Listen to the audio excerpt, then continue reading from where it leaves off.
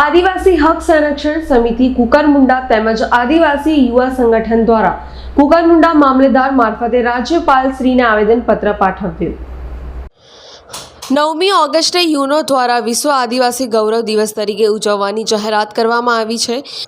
વિશ્વના દરેક રાષ્ટ્ર અને ભારત સંઘમાં પણ 9મી ઓગસ્ટના દિવસે આદિવાસી સમાજ દ્વારા આ દિવસે ધૂમધામથી ઉજવણી કરવામાં આવે છે, જેથી 9મી ઓગસ્ટે ગુજરાતમાં જાહેર રજા રાખવામાં આવે તેમજ અનુસૂચિત જનજાતિના દાખલા માટે પડતી મુશ્કેલીઓ નિવારવામાં આવે।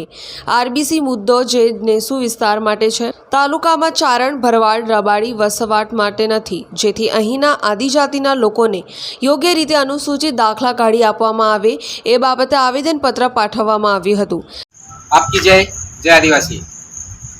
આજ રોજ કુકરમુંડા તાલુકા ખાતે કુકરમુંડાના મામલતદાર સાહેબશ્રીને આદિવાસી હક સંરક્ષણ સમિતિ અને આદિવાસી યુવા સંગઠન કુકરમુંડા વતી એક આવેદનપત્ર સુપ્રત કરવામાં આવ્યો છે, જેમાં આ બંને સંગઠનના વતીએ મહામહિમ રાજ્યપાલ શ્રી ગુજરાત રાજ્ય ગાંધીનગર ખાતે સુપ્રત કરવામાં આવે છે આવેદનપત્ર।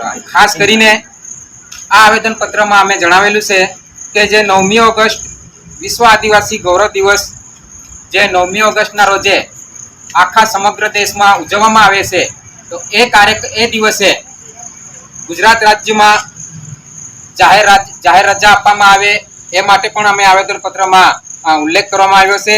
સાથે સાથે જે સમસ્ત આદિવાસી સમાજને અને ખાસ કરીને કુકરમુંડા તાલુકામાં જે અનુસૂચિત જનજાતિનો જે દાખલો કાઢવામાં જે મુશ્કેલીઓ આવતી છે, તો એ મુશ્કેલીઓ માટે પણ અમે એ સમસ્યાના નિવારણ માટે મામલતદાર સાહેબશ્રીને અમે જણાવવામાં આવેલું છે।